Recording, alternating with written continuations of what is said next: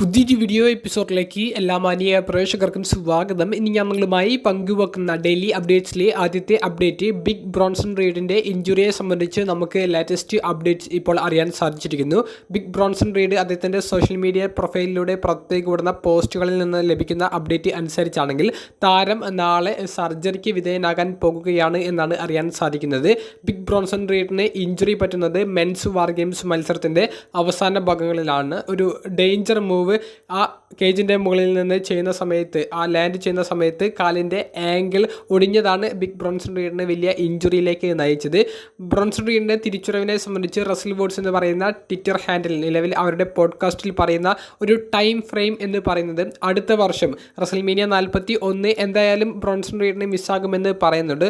കൂടാതെ June മാസത്തിലൊക്കെ Bronson റീഡിൻ്റെ ഒരു തിരിച്ചുവരവ് പ്രതീക്ഷിച്ചാൽ മതി എന്നാണ് അറിയാൻ സാധിക്കുന്നത്.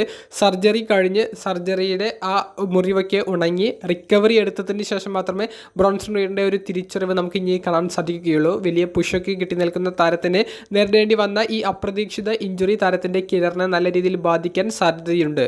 രണ്ടാമത്തെ അപ്ഡേറ്റ് WWE ഹോൾ ഓഫ് ഫെയിമറായ ഗോൾഡ്ബർഗിനെ സംബന്ധിച്ചാണ്. ഗോൾഡ്ബർഗ് ഒരു വമ്പൻ അനൗൺസ്മെൻറ്റ് നടത്തിയത് 2025 റിട്ടയർമെൻറ്റ് മാച്ച് കളിക്കും എന്നാണ്.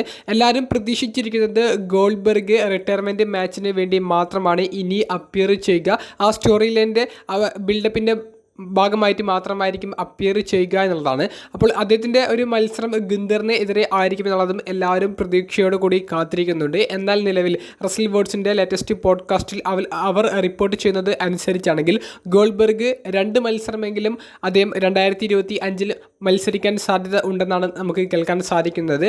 അവസാനത്തെ മത്സരമായിരിക്കും റിട്ടയർമെൻറ്റ് മാച്ച്. അതിനു മുൻപ് ഒരു മത്സരമെങ്കിലും കൂടുതൽ കളിക്കാൻ സാധ്യത ഉണ്ടെന്നാണ് കേൾക്കാൻ സാധിക്കുന്നത്. അതായത് 1 or 2 മത്സരങ്ങൾ 2025 ഗോൾഡ്ബർഗ് മത്സരിച്ചേക്കാം.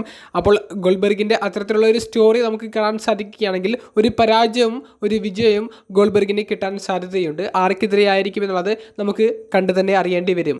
അവസാനമായി പങ്കുവെക്കാനുള്ളത് സൂപ്പർ താരമായ OTC റോമൻ റീൻസിനെ സംബന്ധിച്ചാണ്.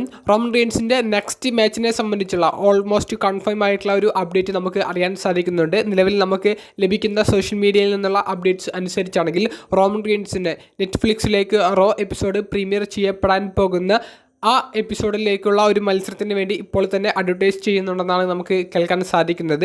റോമൻ റീൻസിൻ്റെ ഒരു മത്സരമായിരിക്കും മിക്കവാറും ആ ഷോയിൽ നടക്കാൻ പോകുന്നത് എന്നാണ് നമുക്ക് അറിയാൻ സാധിക്കുന്നത്. റോമൻ റീൻസ് തന്നെ ഇൻ്റർവ്യൂയിലൂടെ ആ നെറ്റ്ഫ്ലിക്സിലേക്ക് പ്രീമിയർ ചെയ്യപ്പെടാൻ പോകുന്ന ആദ്യ റോ എപ്പിസോഡിൽ അപ്പിയർ ചെയ്യുന്ന കാര്യം സ്ഥിരീകരിച്ചിട്ടുണ്ട്. ഇപ്പോൾ ഇതാ റോമൻ റീൻസിന് മത്സരം ഉണ്ടായിരിക്കുമെന്നും വർഷങ്ങൾക്ക് ശേഷം റോമൻ റീൻസ് 2022 ശേഷം റോമൻ റീൻസ് റോ എപ്പിസോഡിൽ വന്ന് മത്സരിക്കാൻ പോകുന്നു എന്നുള്ള വലിയൊരു പ്രത്യേകതയും ഉണ്ട്. റോമൻ റീൻസിൻ്റെ എതിരാളി ആരായിരിക്കും എന്നുള്ളതിനെ സംബന്ധിച്ച് ഒരു അപ്ഡേറ്റ് നമുക്ക് അറിയാൻ സാധിച്ചിട്ടില്ല.